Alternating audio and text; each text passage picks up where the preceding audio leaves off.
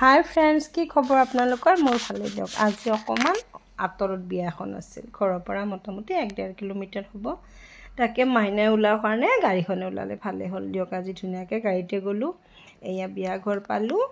বিয়া ঘৰত প্ৰথমতে আমি সোমাওঁতে বহুত বেছি মানুহ নাছিল, লাহে লাহে মানুহ হ'ল বাৰু। আমি যাই বহিলোঁ, দুই এটা চিনাকি মানুহ লগ পালোঁ, কথা পাতিলোঁ, চাহ দিলে। চাহৰ লগত আছিল সৰু নিমকিটো আৰু কাজু বৰফি।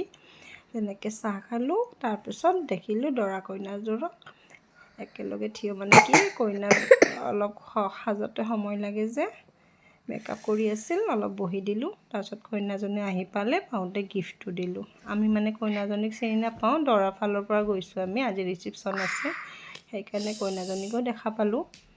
তাৰপিছত আৰু চিনাকি মানুহ 2-এজনী পালোঁ, কথা পাতিলোঁ। তাৰপিছত আমি ভাতৰ ফালে গ'লোঁ। এইফালে দৰা কইনাও ভাত খাই আছে, সিহঁতৰ লগতে আমিও বহিলোঁ ভাত খাব।